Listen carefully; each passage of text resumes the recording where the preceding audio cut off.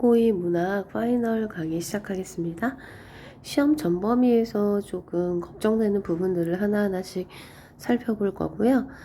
일단 저는 학교에서 어떤 방식으로 수업을 했는지 그 내용을 알 수 없기 때문에 자습서 중심으로 진도를 나갈 겁니다.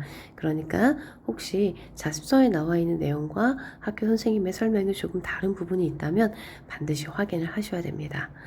본문 읽기는 2번, 3번 하셔야 되고요. 자, 본문을 다 읽을 수 없으니까 학습 활동 위주, 그 다음에 핵심 정리 위주로 설명을 할 겁니다. 본문 학습은 꼭 필요한 내용인데 특히 단어, 어휘의 의미는 반드시 챙겨서 암기하셔야 됩니다. 자, 고향이라는 단편 소설이고요. 액자 소설로 분류합니다. 네, 액자 소설이라는 부분에서는 분명히 이견이 좀 있습니다. 그런데 이 소설을 액자 소설로 본다면 바깥 이야기는 내가 그를 만나는 장면, 기차 안에서 그를 만나는 부분은 외화라고 할 거고요. 그 다음에 그의 사연, 그의 고향 이야기와 그 다음에 그가 유랑 생활을 하면서 가족들이 어떻게 됐는지에 대한 이야기, 그 다음에 폐허로 변한 고향에서 이웃 여자를 만난 이야기, 이렇게 3가지는 전부 다 내화에 해당하고요.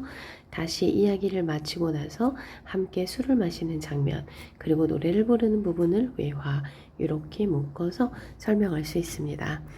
일반적인 액자 소설하고 조금 다른 점은 이 내화가 외화와 완전히 분리돼서 별개의 이야기로 진행이 되거나 시점이 바뀌거나 이러한 변화들은 별로 없고요.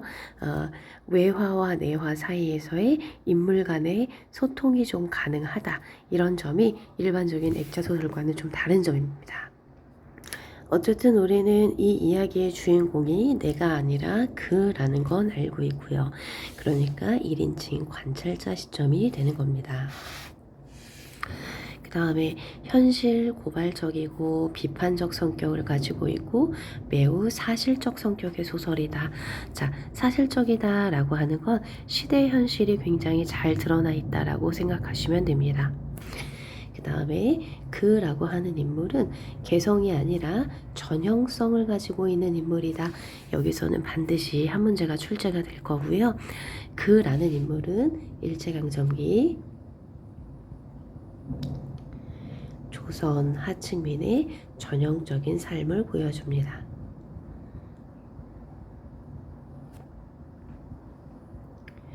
그래서 그에 대한 설명 중에 뭐 개성이 드러난다든가 이런 부분이 나오면 무조건 틀리다고 생각하셔도 됩니다. 그러니까 초반에 나와 있는 그 특이한 복장을 하고 있는 그의 모습 역시도 그의 개성을 드러내는 것이 아니라 일제강점기 때 하층민들이 여기저기 떠돌면서 살 수밖에 없었던 이러한 삶을 보여주는 것이기 때문에 개성과 거리가 멉니다. 전형성을 띠고 있다라는 것을 꼭 기억하셔야 됩니다. 외양 묘사를 통해서 삶의 내력을 짐작할 수 있게 했다라고 표현하고 있습니다. 자, 본문의 내용 다 너무너무 중요하지만 우리는 다 살펴볼 수 없기 때문에 자, 마지막에 이 부르던 노래로 한번 가봅시다. 자, 이 노래는요, 벼섬이나 나는 전토는, 그러니까 비옥한 토지는 신장로가 되고, 말마디나 하는 친구는, 즉 시대에 대한 비판적 태도를 갖고 있는 사람은 감옥으로 가고, 담배떼나 떠는 노인은 공동묘지가고, 결국은 여기서 망국의 함을 체험한 노인들이 결국은 죽음을 맞이한다, 이렇게 표현하죠. 사실은 공동묘지라는 단어가 조금 의미가 있는데 일제강점기 때 일제에 의해서 처음 도입되는 게 바로 공동묘지입니다. 그러니까 우리의 전통을 상실하는 것과 관련이 있어요. 우리는 선산에다가 가족들의 무덤을 이렇게 묘자리를 만드는데 공동묘지는 전혀 관련 없는 사람들이 한꺼번에 묻히는, 그러니까 굉장히 효율성 중심의 이런 장례 지도가 되겠죠. 그 다음에 인물이나 좋은 계집은 유곽으로 갑니다 할 때 유곽은 성매매 집결지예요. 그래서 여성의 인권이 이렇게 유린되었다. 노래에서 알 수 있는 거 당시의 시대상을 집약적으로 라고 나오죠. 그러니까 대표적인 몇 가지의 사건들을 통해서 시대상을 잘 압축해서 전달하고 있습니다. 그 다음에 일제강점기 참혹한 현실에 대한 한탄과 비판, 이것을 풍자적으로 드러냈다. 자, 풍자라고 하는 것이 반드시 이렇게 빵 터지는 웃음을 뜻하는 것은 아니고요. 어떤 비판적인 대상에 대해서 비틀어 표현하는 거, 이런 것들을 우리가 풍자라고 생각하시면 됩니다. 자, 학습 활동에서 그의 이동 경로에 따라서, 자, 그의 이동 경로 한번 살펴봅시다. 자, 일단은 서간도로 갑니다. 자, 원래는 물론 이제 고향에 있었을 텐데요. 고향에서 더 이상 버틸 수가 없어서 서간도로 가다가 아버지가 돌아가시고 그 다음에 어머니마저 돌아가십니다. 그러면서 신의주와 안동현, 자, 여기 나와 있죠. 서간도에서 신의주 안동현까지 왔다가 일본으로 건너갑니다. 자, 일본에서 노동자로 일을 하는데 그럭저럭 먹고 살만은 했어요. 자, 그런데 혼자서 지내다 보니까 아무래도 돈을 모으지 못하고 결국 방탕한 생활을 하다가 폐허가 된 고향으로 돌아오게 된 겁니다. 그래서 고향에서 일단 고향의 모습을 보고 그곳에서 여자와 만나고 나서 현재 서울로 가는 길에, 일자리를 찾으러 서울로 가는 길에 이곳에서 바로 나와 만나게 된 거죠. 그 다음에 그에 대한 나의 인식의 변화. 자, 여기서 반드시 한 문제 나옵니다. 처음에는 그를 부정적으로 생각했어요. 물론 이 앞에, 자, 시선을 피해버렸다, 밉살스러웠다, 이렇게 나와 있죠. 바로 이 앞에는 그냥 호기심에 뭐 저렇게 생긴 저런 차림을 한 사람이 있지? 라는 호기심이 있었는데 그의 태도를 보면서 점차 부정적으로 생각하게 되었고, 그 다음에 그의 얼굴이 웃기보다는 찡그리기에 적당한 얼굴임을 발견하였다 라는 부분에서 그에 대한 연민을 발견할 수 있다. 자, 그러니까 우리가 문제를 풀 때 이렇게 생각할 수 있잖아요. 아니, 웃는 얼굴보다 찡그리는 게 더 어울린다 라고 하는 것을 왜 연민이라고 하지? 연민을 직접적으로 드러내진 않지만 뭐 그가 불쌍했다 이렇게 나타나지 않더라도 그의 얼굴에서 어떤 뭐 한스러움이라든지 또는 고된 삶의 흔적을 발견하는 것, 이것 자체가 그에 대한 연민을 뜻한다라고 볼 수 있습니다. 이 소설에서 술을 나눠 마시는 것의 의미는 그의 삶에 공감하는 것. 자, 그래서 한 문제 반드시 나올 거고요. 이 문제 꼭 나옵니다. 그의 눈물에서 음산하고 비참한 조선의 얼굴을 보았다. 자, 바로 이것이 그의 얼굴이 곧 우리 민족의 얼굴이자 조선의 모습이다 라고 하는 것을 깨달았다. 이것이 전형성입니다. 그라는 인물이 가지고 있는 전형성 반드시 기억하셔야 됩니다. 자, 작품에 드러난 표현상의 특징과 의도 한번 봅시다. 자, 학습 활동은 모든 게 다 한 문항 한 문항 한 문항에 출제된다고 보셔야 됩니다. 1인칭 관찰자 시점으로 표현한 효과는 뭐냐 하면, 자, 서술자가 인물에 대한 서술자의 태도 변화를 통해서, 그러니까 그에 대한 나의 태도 변화를 통해서 주제의식을 드러내고 독자들의 공감을 이끌어낸다. 그 다음에 액자식 구성에서는 서술자인 내가 주인공인 그의 사연을 듣는 상황이 자연스럽게 펼쳐지면서 신뢰감을 높여준다. 자, 이 신뢰감이라는 게 무슨 얘기냐면 소설 안에 또 하나의 이야기가 들어가면 우리가 소설은 거짓이라는 걸 전제하고 읽잖아요. 사실은 소설은 거짓이야 라는 걸 알고 읽잖아요. 그러니까 그 거짓 안에 어떤 인물의 이야기가 발화가 들어가면 왠지 실제로 있었던 것 같은 느낌을 조금 더 줍니다. 그래서 그냥 소설 그 자체로 펼쳐지는 것보다는 소설 안에서 어떤 인물이 자신의 경험을 발화하는 것들을 통해서 진짜 누가 경험한 것 같은, 그래서 정말 더 사실성이 조금 더 부과되는 그런 효과가 있습니다. 자, 마지막에 노래. 자, 노래는요, 사회상을 집약적으로 나타내고요, 주제의식을 강화하고요, 작품의 현실감을 더한다. 자, 왜냐하면 실제로 이런 노래가 당시에 많이 불렸었기 때문에 작품의 현실감이 더 크게 느껴진다. 그래서 중요한 단어들만 따로 더 표시해 볼게요. 현실감, 신뢰감, 공감이라는 단어를 잘 기억하시면 됩니다. 자, 예덕선생전으로 가볼까요? 기억하셔야 됩니다. 한문 소설이에요.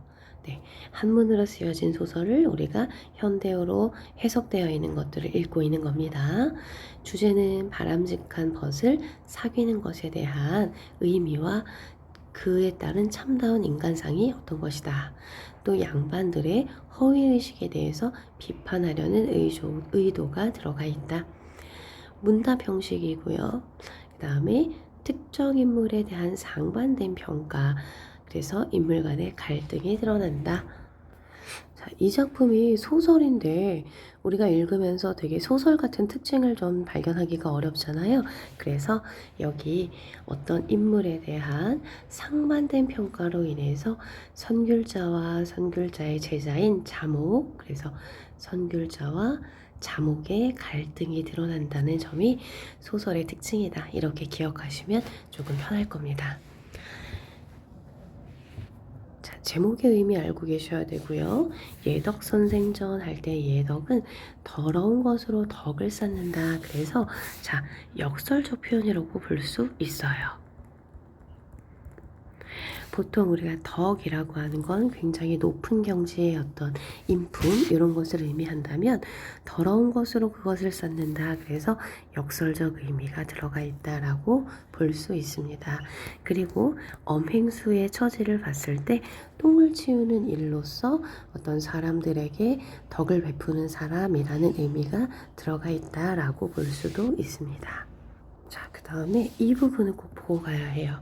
자, 선귤자의 이야기를 다 듣고 나서 자목이 이렇게 얘기하잖아요. 아니, 선생님, 장사치나 하는 일이나 아인놈이 하는 버릇을 가르치는 것입니까? 라고 얘기하죠. 그러니까 세속의 사람들이 어떻게 인간을 사귀는지에 대해서 이야기를 했더니 그거는 자기가 들어도 너무 부정적으로 생각이 드는 거야. 자, 그랬더니 선귤자가 그러면 네가 부끄럽다라고 말하는 것도 사실은 엄행수와 사귀는 걸 부끄럽다고 말하는 게 아니라 이속과 아첨으로 사귀는 것을 부끄럽다고 생각하는 것이다 라고 이야기하는 겁니다. 그래서 저기와 여기의 의미 꼭 알고 계셔야 되고요. 자꾸 헷갈린다 하시면 그냥 외우셔야 됩니다. 자, 학습 활동으로 가볼게요. 자, 두 인물이 엄행수에 대해서 어떻게 평가합니까? 자목은요, 비천한 신분이라고 생각하고요. 선귤자는 쓸데없이 체면을 차리거나 가식적이지 않고, 그 다음에 직분에 충실하고 성실하게 살아가는 사람이기 때문에 능히 친구로도 사귀고 본받을 만한 점이 있는 사람이다. 참된 인간상이라고 생각을 하는 거죠. 그래서 서로 대조적인 생각을 가지고 있다. 그러면 선귤자를 통해 작가가 비판하고자 했던 모습은 무엇이었을까? 자, 어떤 것이냐? 앞부분에 이제 쭉 읽고, 그 다음에 아첨을 일삼고, 체면을 차리는 것에 신경을 쓰고, 분수에 만족하지 못하고, 욕심을 부리는 세태. 자, 요 정도 기억하시면 될 것 같아요. 자, 국수라는 시로 들어가 보겠습니다.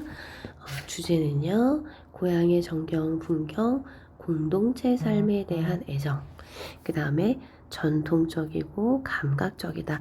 이 두 가지가 가장 큰 특징이라고 볼 수 있어요. 자, 전통적이라는 것은 방언과 순우리말을 통해서 많이 표현이 되고요. 감각적인 거, 시각적, 후각적, 미각적 표현이 많이 들어가 있습니다. 국수라는 평범한 소재를 통해서 우리 민족의 전통적인 세계를 보여주고 있는 게 특징이다 라고 기억하시면 됩니다. 이 시는 제목이 국수지만 시 안에서는 국수라는 단어가 전혀 등장하지 않아요. 그것 또한 하나의 특징입니다. 이 시는 계절적 배경이 굉장히 큰 역할을 하는 시라는 거 기억하셔야 되고요. 그 다음에 지속해서 이거 이것 국수를 저것이 아니라 이것이라고 부르고 있다는 점에서 친근한 대상으로 나타내고 있다라는 것도 기억하셔야 되고요. 그 다음에 이 부분, 즉 밭에서 하얀 김 속에서 부엌에서 분투를 타고 온다. 이것은 밭의 메밀이 국수가 되기까지의 과정을 표현한 것이다. 그 다음에 봄빛 속을 타는 듯한 여름 속을 지나 9, 10월 가을바람 속을 지나서 봄에서 가을까지 메밀이 성장하는 과정. 자, 메밀이 성장하는 과정을 계절의 흐름에 따라서 시간의 변화에 따라서 나타낸 것이다 라는 거 기억하셔야 되고요. 대대로 나며 죽으며 죽으며 나며 하는, 물론 이런 것들은요 죽으며 이렇게 받아주는 거는 연쇄법이 맞습니다. 연쇄라고 하셔도 되고요. 또 얘처럼 반복을 변형했다, 변형된 반복이다 라고 해도 됩니다. 또 이 부분은요 설화적 분위기라는 표현을 쓰는데요. 자, 왜냐하면 마치 옛날에 하는 어떤 이야기의 서조 같은 느낌이 들잖아요. 그래서 자, 그런 것들도 기억하셔야 되고요. 꿈을 텁텁하다라고 표현합니다. 텁텁함은 사실 미각이에요. 그런데 꿈이라고 하는 추상적인 것을 이렇게 미각으로 표현한 것 또한 특징입니다. 그 다음에 이 시에서 대표적인 설화적 분위기는 이 부분이죠. 곰의 등에 업혀서 길러 났다는 할머니, 그 다음에 재채기를 하면 저 마을 너머까지 들렸다는 할아버지. 자, 마치 정말 옛날 이야기, 전설 속에 등장하는 이야기 같은 것들, 이런 것들이 설화적 분위기를 나타내는 것입니다. 자, 그 다음에 국수가 그냥 음식에서 끝나는 것이 아니라 이 국수의 어떤 우리 국수를 좋아하는 우리 민족 그 사람들의 성품, 고담하고 소박한 것, 국수의 특징과 사람의 성품을 같이 연결지어서 표현하고 있다. 이것 또한 특징입니다. 자, 시공간적 배경이요. 눈 내리는 겨울날 어느 농촌에서 자, 국수를 삶아 먹는 그런 상황이라고 이해하시면 됩니다. 반복되는 문장. 이것은 오는 것이다. 자, 국수를 이것이라고 불러서 친근하게 느끼는 것. 이것은 무엇인가? 문장 구조의 반복을 통해서 삶이 계속되어 왔다라는 것을 전달한다. 자, 여기서 요 두 개는요, 여기에 해당하는 설명이라고 보시면 돼요. 문장 구조 반복을 통해서, 그러니까 먹고 또 국수를 또 먹고 또 먹고 이렇게 전통이 계속되어 왔다. 네, 이렇게 이해하셔도 되고요. 그 다음에 무엇인가 라는 표현은 국수의 의미를 확장한다. 자, 이거는 기억하세요. 자, 이게 왜 국수의 의미의 확장이냐? 무엇인가라고 물으면서 그거에 대한 대답이 나오거든요. 그 대답이 조금씩 달라지면서 의미가 하나하나씩 보태지는 것, 그것을 확장한다라고 이야기한 겁니다. 이것을 잘 기억하셔야 됩니다. 방언의 기능 중에 하나인데요. 자, 방언은 민족적 유대감, 그 다음에 또 투박하고 소박한 느낌, 그 다음에 생생한 느낌, 그리고 풍성한 분위기라는 거 기억하세요. 나왔을 때 좀 당황하는 경우가 있는데, 풍성한 분위기라는 게 왠지 고유어나 방언들을 쓰면 표준어에 딱 정해져 있는 표현법이 아니라 여러 가지 표준어와는 달리 방언이 가지고 있는 색다른 의미들이 살아나기 때문에 풍성하다라고 볼 수 있습니다. 자, 이렇게 먼 옛적에 큰아버지가 오는 것처럼 희스무리하고 부드럽고 수수하고 슴슴하고 의젓한 사람들과 살뜰하니 지나고 그지없이 부담하고 소박한 것. 자, 이거는 국수의 맛과 색과 냄새 속에서 흰색을 좋아하는 민족의 수수하고 소박한 심성과 정체성을 발견하였다라고 이야기하고 있습니다. 자, 이것들, 자, 부드럽다, 수수하다, 슴슴하다, 의젓하다, 고담하고 소박하다, 이런 것들은 전부 우리 민족의 수수하고 소박한 심성과 관련이 있다. 시조세수입니다. 자, 시조의 형식을 다시 또 얘기할 필요가 있을까요? 자, 일단은 이것만 한번 봅시다. 평시조, 사설시조. 그런데 이 친구는 평시조면서 단시조, 이 친구는 평시조이면서 연시조, 총 6수입니다. 이 친구는 사설시조입니다. 사설시조는 연시조가 없기 때문에 그냥 단시조가 되는 거고요. 이렇게 조금씩 갈래가 달라도 반드시 일치해야 되는 것은 초, 중, 종, 초장, 중장, 종장, 이렇게 3장으로 이루어져 있는 것은 형식을 초월해서 다 똑같아야 되는 거. 그 다음에 종장의 첫 마디는 반드시 3음절이어야 하는 거. 그래서 공통점, 형식상의 공통점 2가지, 3장, 그 다음에 종장의 첫 마디 기억하셔야 됩니다. 시조세수에서 일단 첫 번째 시조에서 백설, 좋은 거, 매화, 좋은 거, 구름, 안 좋은 거. 자, 이렇게 기억하셔야 되죠. 백설이 잦아진, 그러니까 노가 없어졌다. 그곳에 구름이 험하여라. 그래서 고려의 유신들이 사라지고 간신들이 판을 친다. 요거 기억하셔야 되고요. 매화는 우국지사라고 표현할 수 있다. 홀로 서서 갈 곳을 모르겠구나. 자, 해당하는 사자성어 기억해 두세요. 그 다음에 석양이라고 하는 색채 이미지가 백설과 대비된다. 이것도 기억하셔야 됩니다. 여기서는 이 해석 반드시 나오겠죠? 설의와 비교. 근데 인보다 산이 더 반갑다. 그 다음에 산과의 일체가 이심전심. 그 다음에 그러니까 말도 웃지도 않아도 서로의 마음을 안다. 그러니까 무라일체도 해당이 되겠죠.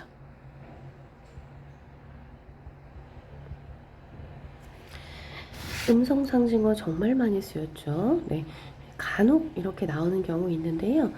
천방지방, 지방천방, 요거는 의태어, 그 다음에 우당탕탕, 이거는 의성어, 뭐 이렇게 구별하는 경우도 있습니다. 살뜰하게 나를 속였다라고 하는 것은 반어적 표현이다. 이 반어는 살뜰이도 때문에 쓰는 말인데요. 아주 감쪽같이 이런 의미거든요. 그래서 알뜰하게 이렇게 씁니다. 그러니까 부정적인 상황을 긍정적으로 표현했기 때문에 반어적이다 이렇게 이야기합니다. 네, 학습 활동 한번 볼게요. 전부 다 하나하나씩 다 출제가 되는 그런 문제들일 겁니다. 백설이 잦아진 고래에 갈 곳을 몰라 하는 까닭. 작품의 내적 의미로 보면 하얀 눈이 녹은 글자에게 구름은 많고 매화를 찾고 싶은데 어디에 피었는지 알 수 없기 때문에, 게다가 해까지 저물었으니까, 자, 이게 바로 작품 내적인 의미라면 작품 외적인 의미, 시대 상황을 봤을 때 고려의 유신이었던 화자가 국운이 기울어가는 것에 대해 안타까워하고 있는 표현이다 라고 볼 수 있다. 내적 의미와 외적 의미로 나누었을 때의 의미 꼭 기억하셔야 됩니다. 자, 잠들고 혼자 앉아에서 외를 바라보며 느끼는 감정. 그립던 님보다 더 반갑다. 사람처럼 말하거나 웃지 않지만 마음이 통하는 존재다. 그 얘기죠. 그 다음에 님이 오마 학원을 정서가 어떻게 바뀌는지. 처음에는 온다는 소식에 들뜨고 설렙니다. 중장은 빨리 보고 싶은 마음에 애가 타서 마하고 달려가는 모습이에요. 그런데 님이 아니어서 실망합니다. 종장에서는 남들이 내 모습을 보지 못했다는 게 다행이다 라고 하면서 멋쩍어하는 내용으로 끝납니다. 자, 이렇게 보기가 나와 있는, 자, 이런 것들은 반드시 출제가 된다고 보셔야 됩니다. 저물어가는 고려의 운명을 바라보는 안타까운 심정을 자연물에 빗대어서 형상화했다. 여기서의 자연물은 매화겠죠. 특히나 안타까운 심정을 지니고 있는 것. 그 다음에 건국하려는 신흥 세력이 날로 커지고 왕조가 기울어가는 모습을 고려를 지킬 충신을 기다리는 작가의 심정으로, 충신은 매화, 구름은 신흥 세력, 백설은 고려의 유신, 석양은 국운이 기울어가는 것. 함축적 의미 기억하셔야 되고요. 자, 평시조와 사설시조의 형식상의 특징, 아까 공통점 잘 기억하시면 되고요. 사설시조는 평시조와 달리 중장이 길어진다.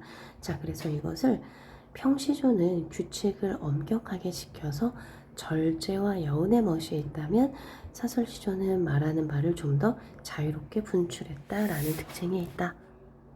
산유화입니다.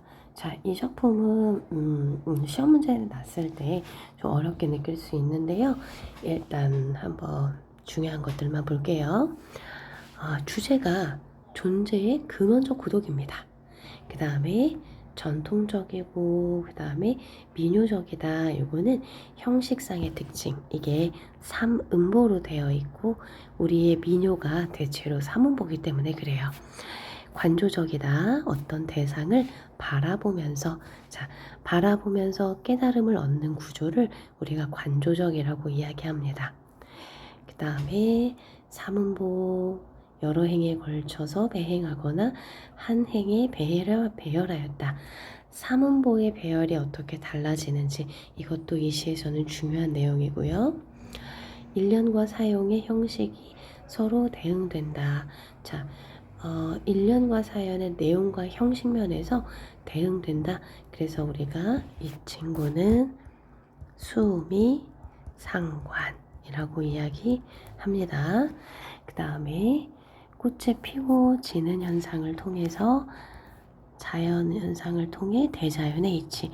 자, 대자연의 이치라는 게 뭐냐면 순환의 원리. 꽃이 피면 지고 꽃이 지면 다시 핀다. 이게 바로 순환이 되겠죠. 이 시는 7호조 3음보의 변형이에요. 7호조 3음보의 변형인데요. 7호조를 반드시 지키지는 않아요. 그런데 이렇게 이거는 6, 4가 되죠. 6, 4가 되죠. 자, 산에는 꽃 피네 2, 1, 마디수 2, 1, 산에 피는 꽃 1, 1, 1, 저만치 혼자서 피어있네 3음보, 산에서 우는 작은 새여 3, 꽃이 좋아 산에서 사노라네 1, 1, 1, 산에는 꽃이 지네 2, 1, 갈봄 여름 없이 꽃이 지네 2, 1. 자, 요 음보, 그러니까 음보를 각 행마다 다르게 해서 리듬감을 다양하게 표현했다라는 거 반드시 기억하셔야 되고요. 이렇게 접으면 겹치는 구조라고 이해하시면 됩니다. 그 다음에 내용으로 한번 살펴볼게요. 자, 내용에서 나머지는 여러분이 여러 번 읽어서 이해하고 기억하셔야 되고, 저만치라는 단어의 의미가 꽃과 다른 꽃과의 거리, 또는 꽃과의 화자의 거리, 또는 자연과 인간의 거리라고 나타나 있는데요. 이게 무엇이 됐든 혼자서 피어있는 꽃을 상상하시면 됩니다. 얘가 저 멀리 혼자서 피어있는 꽃을 보고 있고 거리감을 통해서 고독을 강조하고 있다. 근원적 고독, 이렇게 기억하시면 됩니다. 작은 새는 감정이 이입된 대상이다. 그 다음에 꽃이 좋아 산에서 사는 새는 운명적인 고독을 수용하고 긍정한다 라고 표현하고 있습니다. 수미상관은 자연의 순환적 질서를 강조하기 위해서 쓴 표현법으로 볼 수 있어요.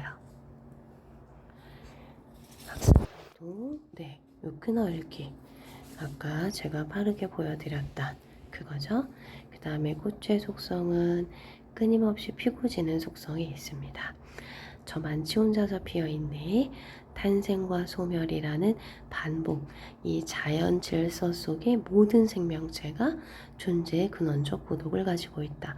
쉬운 말로 얘기하면 태어나고 죽고 태어나고 죽고 태어나고 죽을 때, 태어나는 것도 혼자, 죽을 때도 혼자, 모든 존재는 다 자신 홀로 그것을 감당하고 이겨내야 하는 그런 존재들이다 라고 생각하시면 됩니다. 운율상의 특징은 삼음보입니다. 자, 삼음보 끊어볼게요. 살얼이 살얼이 랐다, 청산의 살얼이 랐다. 삼음보 이렇게 이해하시면 되고요. 삼음보가 공통점이다. 그 다음에 차이점이라면 음보의 배열이 다르다. 이 정도만 아시면 될 것 같아요. 자, 우선은 여기서 영상을 한번 끊고 나머지를 또 촬영하겠습니다.